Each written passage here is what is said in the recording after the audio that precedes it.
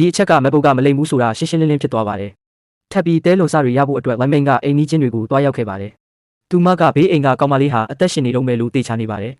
ဘာလို့လဲဆိုတော့လွန်ခဲ့တဲ့ရက်အနည်းငယ်ကသူမသွေးတွင်းတကြားတက်နေပြီးအိမ်နီးချင်းကောင်မလေးကတကားလာဖွင့်ပေးခဲ့တာကိုအမှတ်ရနေပါတယ်ကောင်မလေးကတကြားလုံးတွေယူလာပြီးသူမရဲ့ပါးစပ်ထဲကိုထည့်ပေးခဲ့ပါတယ်ဝင်းမိန်ကမယ်ရီရဲ့တပ်ပုံကိုပြပြီးအတီးပြုတ်ခိုင်းပေမဲ့အိမ်နီးချင်းကအဲ့ဒီနေ့ကသူမမျက်နှာဖုံးဝတ်ထားတယ်လို့ပြောပါတယ်ရှိနေတဲ့တဲလွန်စတွေကနေဒီအိမ်မှာမယ်ရီနဲ့ဆင်တူတဲ့ကောင်မလေးတယောက်တကယ်ပဲနေထိုင်နေတယ်လို့ကောက်ချက်ချနိုင်ပါတယ်တခုတည်းသောတဲလွန်စကတော့လက်ပွေတစ်ဝက်ပဲဖြစ်ပါတယ်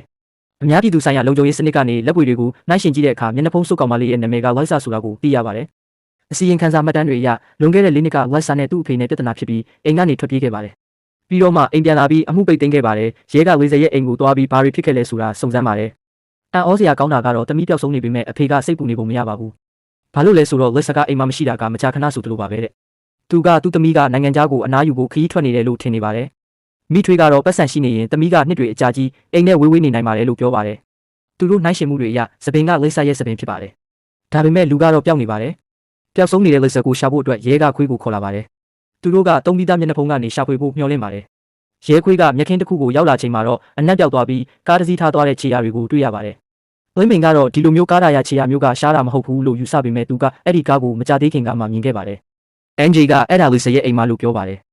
လက်ဆာပျောက်ဆုံးနေတာ12နာရီရှိနေပါပြီဒါပေမဲ့သူမရဲ့မိသားစုကတော့တမိပျောက်ဆုံးသွားတဲ့သတင်းကိုရဲကိုလာမင်းမြန်းတာမရှိပါဘူးသူတို့ရဲ့တည်ငြိမ်မှုကတန်တရားကိုဖြစ်ပေါ်စေပါတယ်